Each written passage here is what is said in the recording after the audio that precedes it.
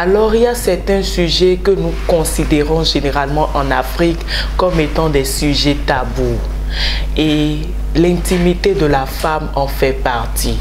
Mais nous avons besoin d'en parler parce que nous avons des sœurs, parce que nous avons des femmes, des mamans, des jeunes sœurs qui ont besoin de comprendre comment fonctionne leur système interne et de savoir comment prendre soin de leur intimité. Alors aujourd'hui, le thème c'est dans l'intimité d'une reine. Nous allons parler d'hygiène et nous allons parler de propreté. Et nous allons découvrir ensemble comment est-ce que nous pouvons faire pour pouvoir garder cette partie de notre corps toujours propre et toujours fraîche. À tout de suite.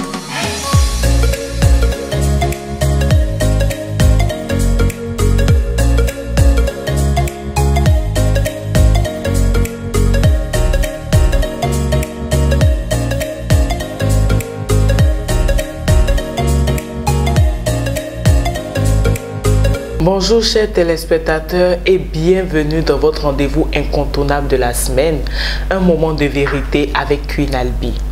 Et aujourd'hui, j'ai déplacé pour vous une sexothérapeute connue sous le nom de Kira Roussinon.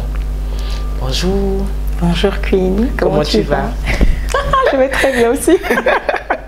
C'est moi qui pose les questions et toi tu réponds. Chacun se remet dans son rôle. Bonne arrivée sur ce plateau. Merci beaucoup de m'avoir invité. Et merci beaucoup de t'être déplacé pour partager un peu de ta connaissance avec le public. Tout le plaisir est pour moi. Alors, pourquoi sexothérapeute? Alors, sexothérapeute parce que je voulais aider les gens à mieux comprendre leur sexualité, à mieux comprendre leur intimité et surtout mieux la vivre. Ok.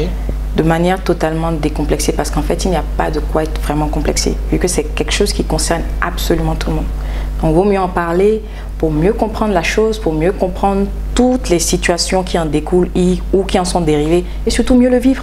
Sexothérapeute, ce n'est pas un domaine ici au Bénin qui est assez développé, où on voit des femmes prendre la parole, dire les choses crues, rentrer réellement dans l'intimité des gens pour les aider à sortir de leur complexe et de leur zone de confort.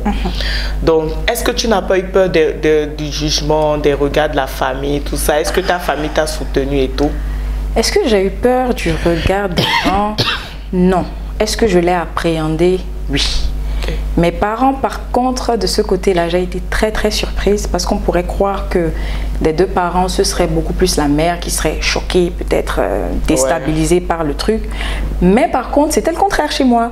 C'est ma mère qui a été beaucoup plus... soutenue. Voilà, elle m'a vraiment soutenue. Franchement, à la limite de ce qu'elle pouvait faire et aussi à la limite de ce que je lui permettais de faire. Parce que je suis le genre de personne qui aime bien travailler plutôt seule. Okay. Mais quand même, voilà.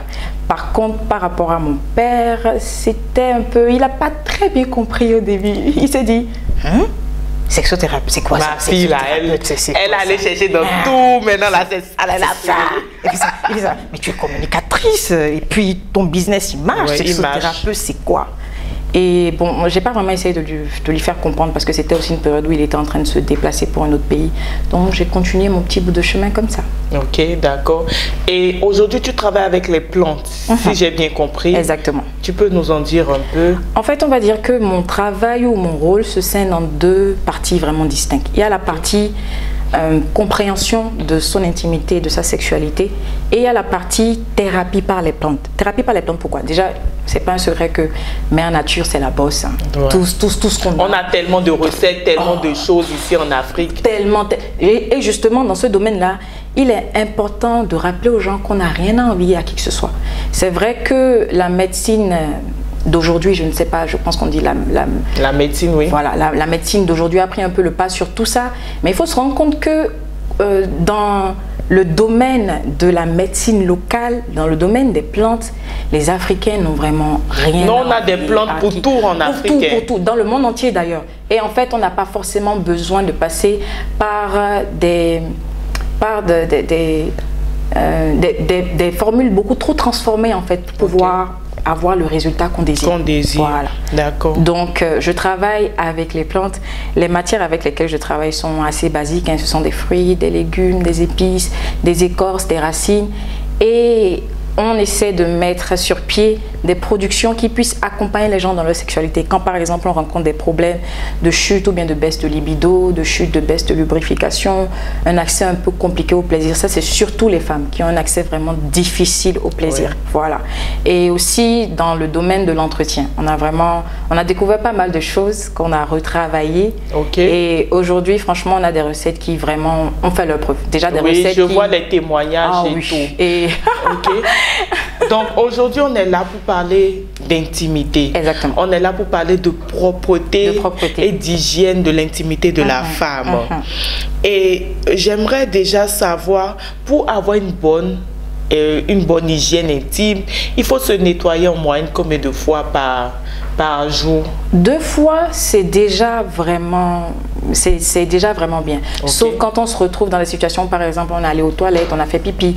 Là, ok, d'accord. Mais sinon, une bonne toilette le matin, une bonne toilette le soir. Et chaque fois qu'on a fait pipi, il faudrait se laver avec l'eau? Non, non, non. Il faudrait la partie de votre intimité où il faut vraiment se concentrer quand vous voulez nettoyer plusieurs fois dans la journée. C'est vraiment au niveau du pubis.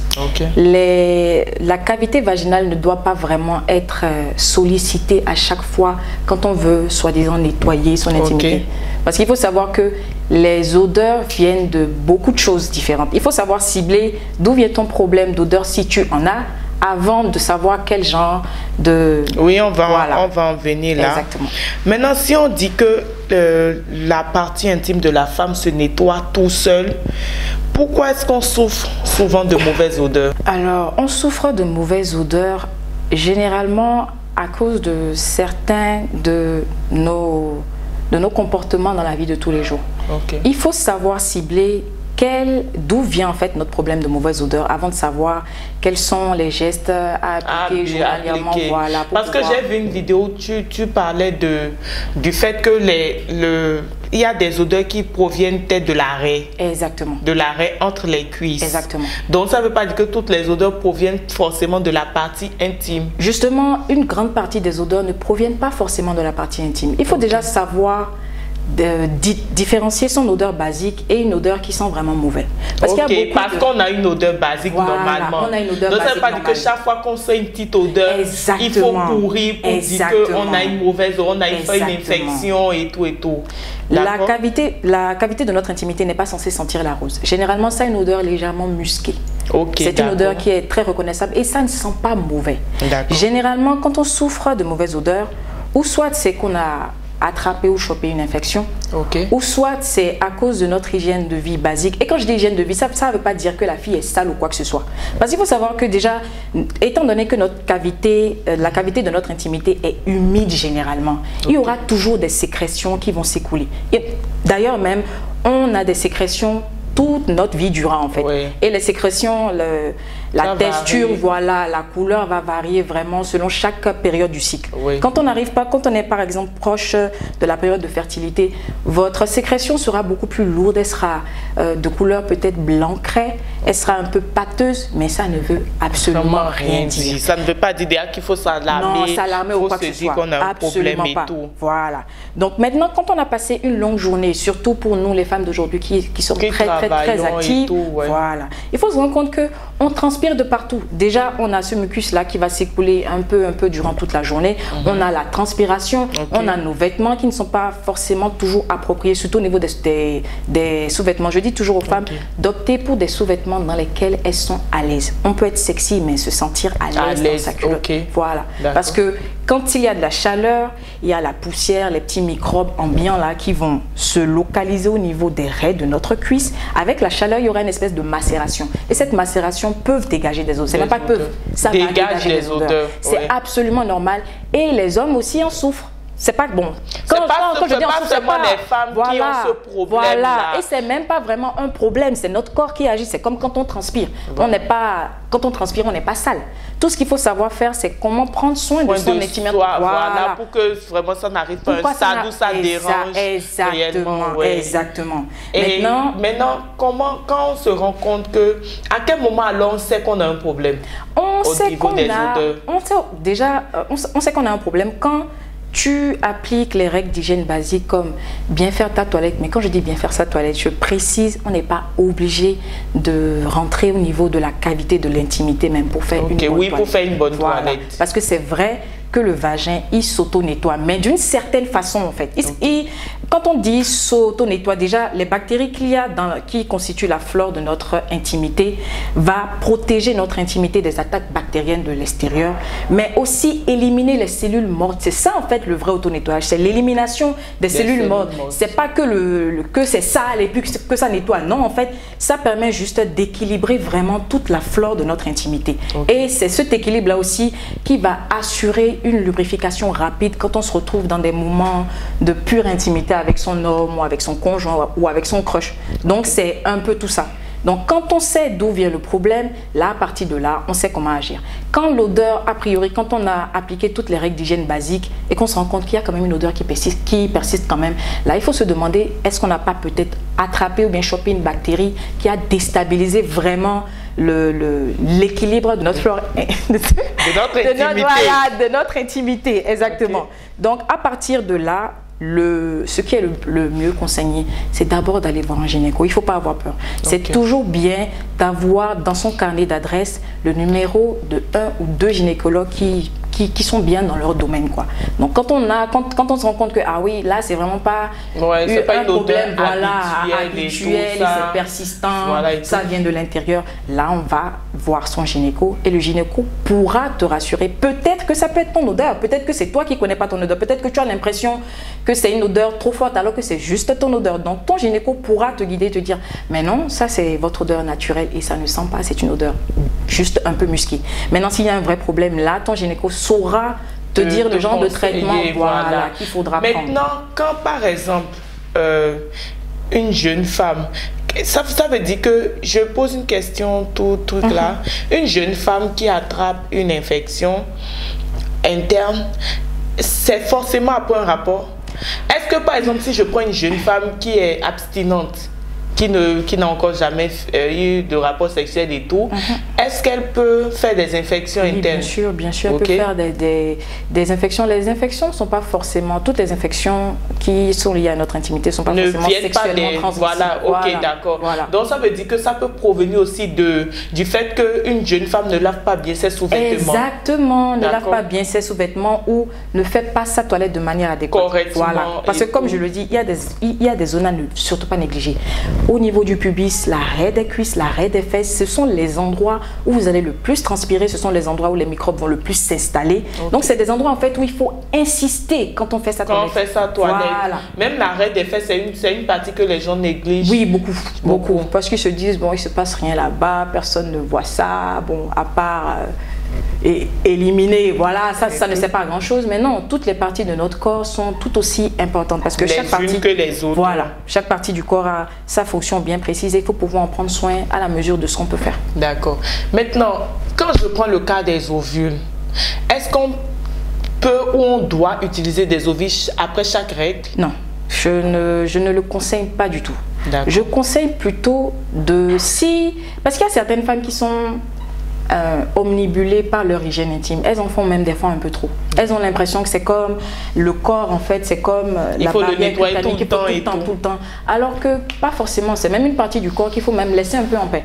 Ouais, il faut la laisser respirer. Faut la laisser respirer quoi, pour qu'elle puisse être au maximum de ses fonctions en fait. Il faut la laisser respirer, juste faire le minimum basique en fait pour juste entretenir, la garder dans une certaine propreté. C'est tout.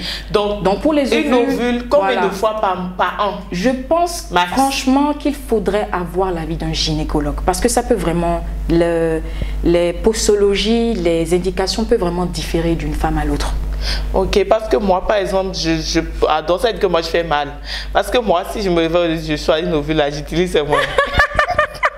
Mais évidemment aussi, tout dépend de quel genre d'ovule. Est-ce qu'on a le genre d'ovule qu'on a utilisé? Est-ce que c'est pour combattre une infection? Est-ce que c'est juste pour l'entretien? Voilà. Si c'est pour l'entretien, voilà. Quand tu vas à la pharmacie et que ton pharmacien te dit voilà, tu peux l'utiliser. Hein, le reste, c'est juste de suivre ou la notice ou de demander carrément au pharmacien comment. Mais c'est toujours mieux de ne pas faire les choses toute seule.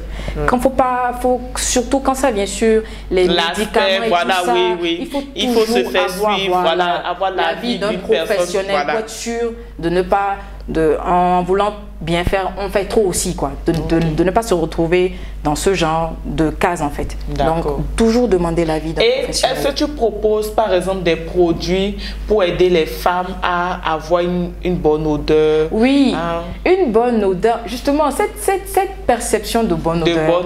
Voilà.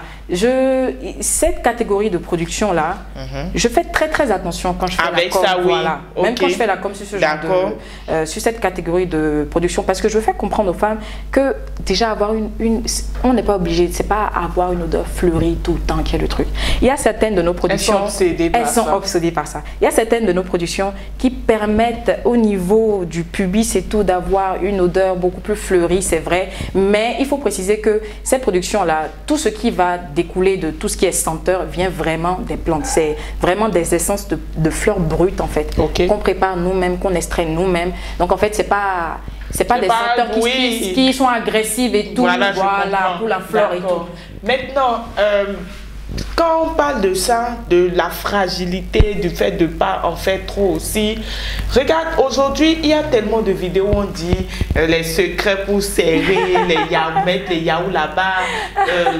Par exemple, les trucs comme l'ail, tout ça. Est-ce qu'il n'y a pas un danger pour... Oui, il y a un danger quand les gens ne vous donnent juste des conseils sans vous guider sur tout ce qui est aspect posologie, dosage et tout. Oui, c'est vraiment très important. Utiliser une cuillère, d'autres qui vont utiliser 2 cuillères ou 3 cuillères. Il faut un effet exactement. Et pour ce genre de choses, quand vous tombez sur des gens qui vous donnent des conseils, ces gens-là doivent pouvoir vous fournir des suivis, même si ce n'est pas personnalisé. C'est-à-dire que quand vous avez fait le truc et que vous posez des questions, cette personne doit pouvoir répondre à vos questions. Vous dire non, il faut faire ça pendant tel jour, il ne faut pas faire ça pendant tel jour. Mais pour pouvoir donner des conseils aussi précis, il faut s'y connaître vraiment. Il ne faut pas seulement se limiter à l'aspect astuce de grand-mère, quoi.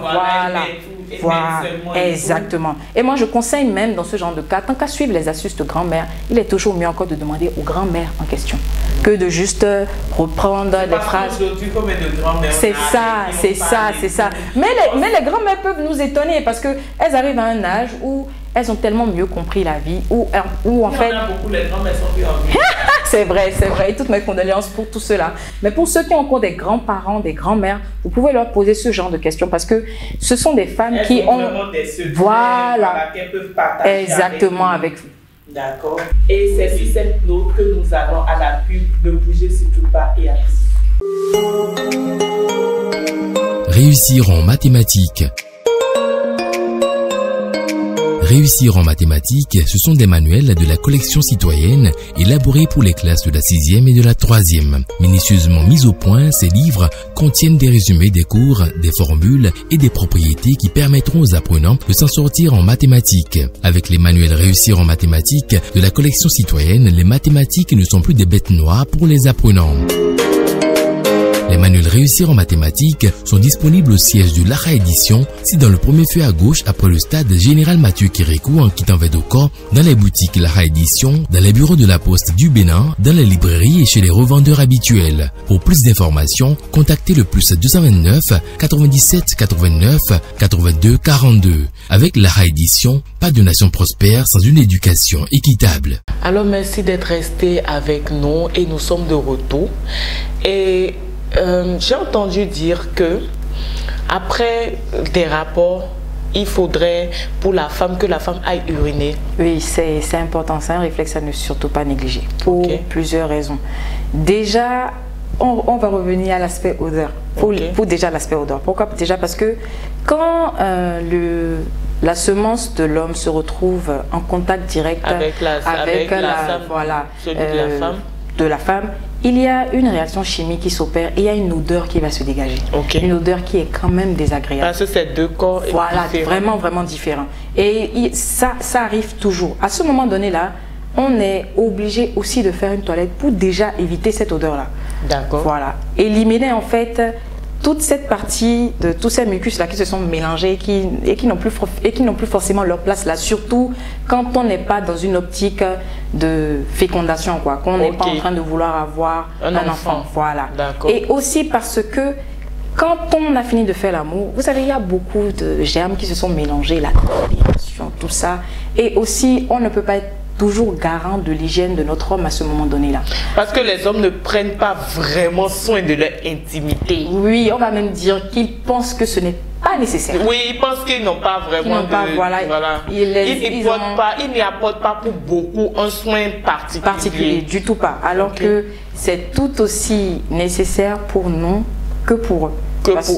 Parce que déjà on partage notre intimité ensemble déjà. Donc juste par respect de l'autre avec qui on veut partager un moment intime, on est obligé de faire attention à ces petits détails là. Ok, d'accord. Voilà. Donc on est obligé du coup, comme je le disais, d'aller uriner pour que justement cette urine nettoie la cavité, se débarrasse et de tous les mucus, de tout ce qu'on a reçu, de corps étranger exactement. Mais tu as parlé de si on n'est pas dans l'optique de faire un enfant et tout, lorsqu'on urine, est-ce qu'on dégage aussi tout ça? Oui, on dégage tout ça, pas totalement. Il y a une grosse partie de la semence du monsieur qui sera évacuée, mais il y a une petite partie qui va quand même rester. Toujours. C'est pour ça que les gens prennent des pilules. Exactement. Pour pouvoir, on va dire, tuer dans l'œuf ces petits espions là. Ok, d'accord. Maintenant, quand une femme a des pertes blanches, quand est-ce qu'elle doit s'en inquiéter? Elle doit s'en inquiéter seulement quand ces pertes blanches sont trop abondantes, trop odorantes ou trop fréquentes, on va dire. Trop fréquentes, pourquoi? Parce que, comme je le disais tout à l'heure, durant tout notre cycle, durant toute notre vie, il y aura toujours un certain liquide qui va se dégager de nos mains. Techniquement parlant, il est plutôt incolore, inodore et il n'a pas de texture particulièrement lourde ou quoi que ce soit. Donc c'est vrai, comme je le disais, quand on approche par exemple de la période où on est le plus fertile, notre sécrétion peut être beaucoup plus pâteuse, plus lourde, etc., y compris aussi juste après les règles. Maintenant, quand c'est pas dans ces deux périodes-là et qu'on a des pertes vraiment blanches trop souvent, trop fréquemment, il est possible que notre intimité soit en train d'essayer de se débarrasser d'un germe et que peut-être il n'y arrive peut-être pas tout seul. Donc là, il a peut-être besoin d'un petit coup de main. Là, tu vas voir ton gynéco ou tu viens nous voir, nous, par exemple, et comme ça, on pourra l'aider à traiter le problème. Exactement, à traiter le problème. Dans la catégorie des sous-vêtements, lesquels peuvent nous apporter des infections ou quels sont ceux qu'on ne doit pas trop utiliser? Comme tout le monde le sait, la matière à prioriser, c'est le coton. Parce que c'est la matière qui est la plus douce pour notre intimité. C'est la matière qui est la moins agressive pour notre intimité. Maintenant, le truc, c'est que sur le marché, il y a très peu de sous-vêtements en coton. Et il y a très peu de sous-vêtements en coton qui satisfassent le qui ont fantasme des de nos soeurs et tout. Et tout. Quand tu portes, mais tu sais que tu peux marier avec. Exactement, tu vas matcher et tout. Et puis tu vas, Dans ce genre de cas, il faut juste faire attention. Si vous voulez opter pour des matières qui ne sont pas du coton, optez pour des slips qui vous lâchent un peu, qui ne soient pas trop serrés. Et la dentelle quand même, la dentelle aussi, ça va, mais comme je l'ai dit, dans des matières qui, il ne faut pas que ça vous serre trop en fait. Il faut que ça vous lâche un peu. Voilà. Il faut vraiment que ça vous laisse respirer. C'est vraiment le seul conseil que je pourrais donner pour pallier à ça. Maintenant, ce que je peux dire aussi, c'est que ce qui serait bien, c'est d'avoir quand même entre 3 et 4 sous-vêtements en coton qu'on porte souvent et avoir tout le reste de nos guirlandes. On porte une fois en passant pour se sentir plus sexy. D'accord, faut pas en faire vraiment une habitude de tous les jours. Exactement. Donc, et les strings? Ça sert, hein? Ça sert. Je ne sais pas comment. Moi j'y arrive pas, définitivement. Moi, j'aime ça. Moi, j'y arrive pas. J'ai toujours l'impression que je dois tirer derrière moi. Tu n'es pas du tout habitué. Pas du tout habitué. Ok, d'accord. Donc, il faut prioriser les sous-vêtements en coton pour pouvoir mieux protéger ou bien mieux traiter sa partie intime. Donc, maintenant, comment on sait? C'est-à-dire, je suis là. Comment est-ce que je sais et je suis sûr que là, j'ai un problème? Je souffre d'une infection. Parce qu'on parle d'odeur de poisson. Ou on parle de... Voilà, c'est vraiment une odeur qui est assez... Voilà, il faut déjà savoir que ce n'est pas tous les germes qui causent des infections, en fait, qui viennent avec des odeurs. Il y a certains germes en fait où tu auras par exemple des symptômes comme des démangeaisons, des irritations, mais tu n'auras pas d'odeur. Parce qu'on parle beaucoup d'odeur. Tu as eu un germe qui a commencé à détériorer ta flore intime. Voilà. Et que tu as commencé à développer des odeurs à partir de ce moment-là, il faut voir si tu n'as pas d'autres symptômes qui suivent. C'est-à-dire, tu as des odeurs, est-ce que tu as des pertes blanches qui sont hyper abondantes? Est-ce que tu as des démangeaisons? Est-ce que tu as des irritations?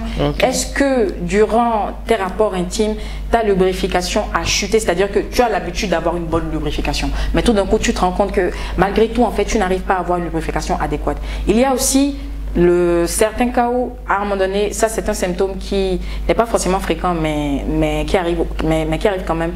Quand certaines femmes passent à l'acte sexuel, elles ont il y a beaucoup de brûlures, il y a beaucoup d'irritation. Quand tu as tous ces symptômes-là, un ou deux de ces symptômes-là, qui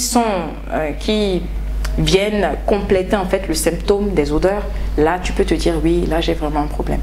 Ou s'il n'y a pas ces symptômes-là, et comme je l'ai dit, si tu te rends compte que tu as des odeurs et que tu appliques des règles d'hygiène basiques pendant des jours et que ça persiste, mais qu'il n'y a quand même pas d'autres symptômes, passe quand même voir ton gynécologue pour être sûr. D'accord, pour être sûr. Maintenant, quand on parle des protège-slip, je ne le conseille pas vraiment. Je ne le conseille pas parce que ça irrite vraiment l'intimité. Ça irrite vraiment l'intimité. Des fois, on ne s'en rend pas compte tout de suite, mais ça irrite vraiment l'intimité. Et pour ces femmes-là qui aimeraient pouvoir conserver un taux d'humidité vraiment adéquat dans leur cavité, il faut éviter. Parce que si ce n'était pas pour les règles, même les couches hygiéniques, ce n'est pas forcément hyper bon. Pour une jeune femme, après s'être allée soulager, est-ce qu'elle peut par exemple utiliser du papier hygiénique pour se nettoyer avant de se lever? Oui. Si elle ne veut pas utiliser de l'eau? Non, je ne le conseille pas. Je conseille toujours, moi ce que je conseille même, c'est toujours d'avoir un petit papier mouchoir dans son sac. Ou d'avoir un lot de papier mouchoir dans son sac. Quand tu finis de faire pipi, fais ta toilette d'abord à l'eau basique. Tu nettoies les bords et tout. Et tu assèches, tu tapotes. Juste un peu avec, voilà. Pourquoi? Parce que quand tu finis de faire ta toilette à l'eau et que tu portes ta culotte, il y a l'humidité quand même qui est là. Et quand il y a de l'humidité là, alors qu'il ne devrait pas forcément y en avoir, tu auras de l'eau genre au niveau du c'est pour éviter ça qu'on préfère prendre le papier. Puisque je suis dans un lieu public et que j'urine, je ne vais pas forcément vouloir prendre le plastique qu'il y a dans la douche. J'ai une astuce pour ça. Pour ça, vous prenez toujours votre papier mouchoir, vous le mouillez, et vous nettoyez, vous tapotez un peu, vous nettoyez la règle, vous tapotez un peu et là c'est bon. Mais c'est toujours bon d'avoir quand même un peu d'eau parce que c'est quand même de l'urine. Et si donc il ne faut pas utiliser le papier mouchoir sec non. Comme ça pour se nettoyer. Non. Mettre un peu d'eau et puis, ou soit tu fais ta toilette à l'eau et tu prends ton papier mouchoir, tu tapotes un peu au niveau de ton intimité. Et puis c'est bon. C'est vraiment important ça par contre. C'est vraiment très si on veut garder une odeur quand même adéquate toute la journée durant. Chaque fois que tu vas faire pipi, surtout pour une femme, ou soit tu fais ta toilette à l'eau et tu tapotes quand même avec. C'est vraiment important. C'est vraiment Ou soit important. tu mets comme cette que quand tu sors depuis le matin et que tu dois rentrer le soir. Le soir, c'est ça en fait. À la fin de la journée, tu as de la crasse au niveau. C'est vraiment pas confortable pour nous. Et il y a certaines femmes pour qui ça peut affecter leur confiance en elles quand elles ne comprennent pas tout le processus, comment tout ça s'est arrivé. Quoi. Ok. Et si tu dois laisser un mot, par exemple, à une jeune fille qui peut-être a commencé à voir, n'arrive pas à gérer la partie des menstrues, la propreté en fait avec tout ça, qu'est-ce que tu peux lui dire? Quels petits conseils, mais quelles petites astuces tu peux lui laisser? Les petits conseils, les petites astuces. D'abord, on va revenir sur les culottes. Qu'elle fasse sa propre sélection de culottes. Qu'elle fasse une sélection de certaines culottes en coton et d'autres culottes un peu fashion qu'elle peut porter de temps en temps. Qu'elle fasse attention qu'elle boive beaucoup d'eau. Ça, c'est vraiment important. Qu'elle fasse une toilette adéquate le matin et le soir. Et chaque fois qu'elle fait pipi, qu'elle fasse une toilette basique. Et c'est tout. Avec ça, en fait, tu n'as pas vraiment à t'inquiéter. Si tu arrives à maintenir ces gestes simples de tous les jours, tu auras une intimité vraiment... Et moi, je ne comprends même pas pourquoi des jeunes filles qui ont à peine 25 ans cherchent même des trucs pour resserrer normalement. Oh, tu sais, est-ce que c'est vraiment leur faute? C'est une histoire d'offre et de demande. Quand tu es sur le marché, quand tu es sur le marché de la sexualité... Mais est-ce qu'elles ont déjà ce problème-là? Elles n'ont pas... Justement, il y a... Quand on parle par exemple de raffermissement, moi je dis souvent aux gens, le raffermissement vaginal, ce n'est pas une procédure nécessaire. Parce qu'il faut savoir que tout est une histoire de calibrage. Il y a autant d'intimité, de taille, de forme, de profondeur différentes qu'il y a de verges chez les hommes. En fait, c'est pareil. Donc en fait, quand tu te retrouves avec quelqu'un en intimité et que le calibrage de l'un est plus gros que le calibrage de l'autre, on peut avoir l'impression que soit c'est l'autre qui est trop membré, ou soit c'est toi qui es trop serré, ou que c'est toi qui es trop large. Donc, c'est pas vraiment un vrai problème. Un problème pour te dire que là, tu as déjà un problème où tu dois utiliser tous les trucs. Voilà, tous les trucs, quoi. Quand vous êtes jeune, il ne faut pas déjà vous habituer. Vraiment, il faut vraiment pas. Voilà, faut pas vous habituer à ce genre de trucs. Voilà, explorer votre corps. Très simplement, explorez votre sexualité très simplement et soyez ouverte sur les choses qui vous parlent, les choses qui vous parlent moins. On peut vraiment vivre sa sexualité sans forcément aller chercher des solutions pour des problèmes qu'il n'y a pas. Comme par exemple, quand on parle du raffermissement, moi je propose toujours le raffermissement dans deux cas vraiment bien spécifiques. La première chose, c'est pour les nouvelles mamans qui viennent d'accoucher et qui, surtout pour celles qui n'ont pas eu la chance que leur gynéco ou leur médecin traitant leur propose des exercices gynécologiques. Surtout qu'elles ont accouché par voie basse. Exactement, pour raffermir un peu les parois et tout.